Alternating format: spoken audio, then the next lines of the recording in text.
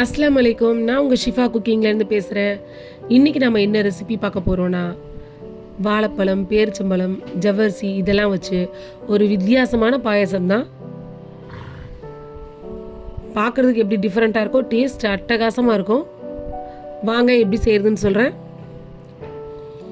இப்போ ஒரு பாத்திரத்தில் தண்ணி கொதிக்க வச்சுருக்கேன்.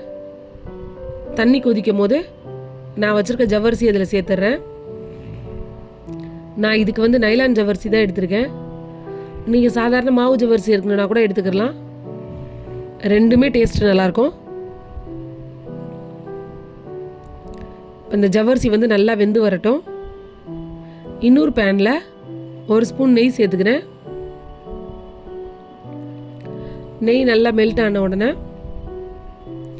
நான் வெல்லத்தை சக்கரை பாகு காய்ச்சி வச்சுருக்கேன். அந்த வெள்ளைப்பாகை இதில் சேர்த்துக்கிறேன்.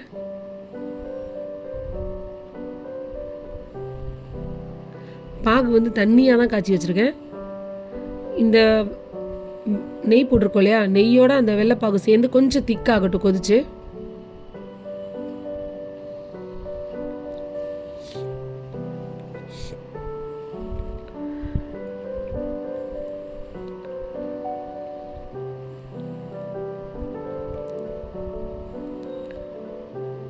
இப்போ பாருங்கள், ஓரளவுக்கு திக்காயிடுச்சு. பார்த்தீங்களா, கொஞ்சம் திக்காயிடுச்சு. இந்த டைமில் 2 வாழைப்பழத்தை இந்த மாதிரி மீடியம் சைஸ் பீஸாக கட் பண்ணி இதில் சேர்த்துக்கிறேன். வாழைப்பழத்தை சேர்த்துட்டு நல்லா கிண்டி விட்டுருங்க.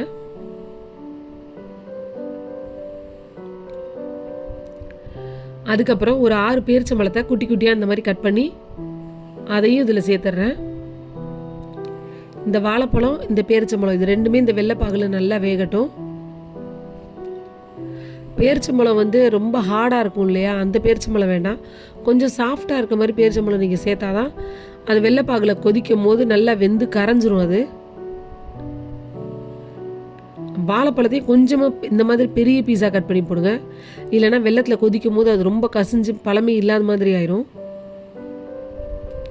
பார்த்தீங்களா, இந்த அளவுக்கு நல்லா தண்ணி வற்றி வந்ததுக்கப்புறம் நம்ம வேக வச்சுருக்கோம் இல்லையா ஜவ்வரிசி, அது நல்லா வெந்துருச்சு. அதை தூக்கி இப்போ இதில் சேர்த்துக்கிறேன். பாருங்கள், நல்லா வெந்துருச்சு பாருங்கள். இப்போ எல்லா ஜவ்வரிசி அப்படியே ஊற்றிடுறேன்.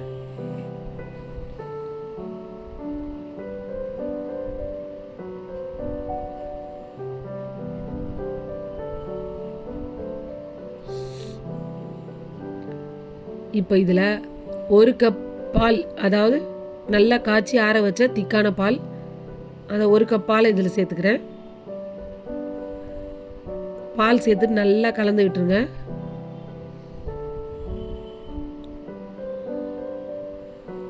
இப்போ இந்த பால், ஜவ்வரிசி, வாழைப்பழம் எல்லாம் சேர்ந்து கொஞ்சம் கொதிக்கட்டும்.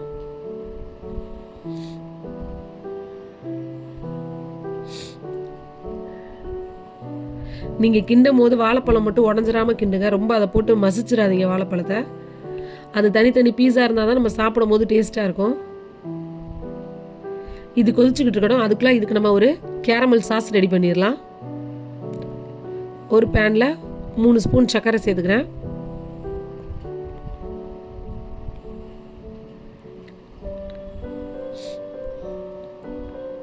இப்போ இந்த சர்க்கரையை எதுவுமே செய்ய தேவையில்லை. அடுப்பை லோ ஃப்ளேமில் வச்சா அதுவே மெல்ட் ஆகி ஒரு சிரப் மாதிரி வந்துடும்.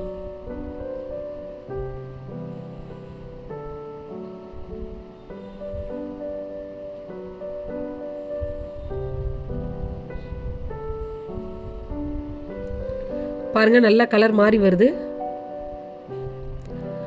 நல்லா இப்போ ஒரு டார்க் கலர் வந்துருச்சு. எனக்கு இன்னும் கொஞ்சம் டார்க் கலர் சிரப் வேணும். அதனால் இன்னும் கொஞ்சம் கலர் மாறட்டும். பாருங்களா, இந்த கலர் எனக்கு கரெக்டாக வரும். இப்போ நான் பேனை வெளியில் எடுத்துடுறேன் அடுப்புலேருந்து. இந்த பக்கம் சேமியாவும் நல்லா கொதிச்சுக்கிட்டு இருக்கு. பாயாசம் ஒரு கிண்ணத்தில் ஒரு 1/2 ஸ்பூன் கார்ன்ஃப்ளவர் மாவை சேர்த்து நல்லா தண்ணியில் கரைச்சிக்கோங்க.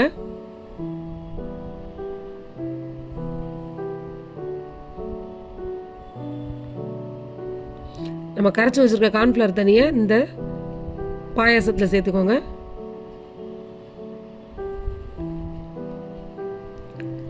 கார்ன்ஃப்ளவர் அதிகமாகிடக்கூடாது.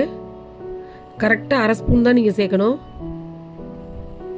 இல்லைன்னா அதோட டேஸ்ட்டு டெக்ஸ்சர் எல்லாமே மாறிடும்.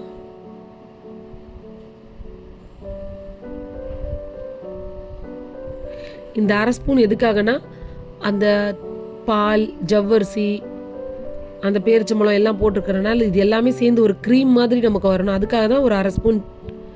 அதிகமாகிடுச்சுன்னா அதோட டேஸ்ட் நல்லா இருக்காது, பார்த்துக்கோங்க. ஒரு பிஞ்ச் உப்பு சேர்த்துக்கிறேன். உப்பு சேர்த்துட்டு நம்ம வச்சுருக்க கேரமல் சிரப்பையும் அதில் சேர்த்துடலாம்.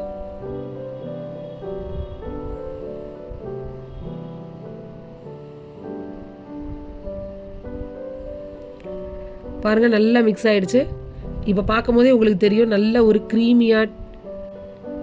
மீதி இருக்க சுகர் சிரப்பையும் அதில் வலிச்சு விட்டுறேன்.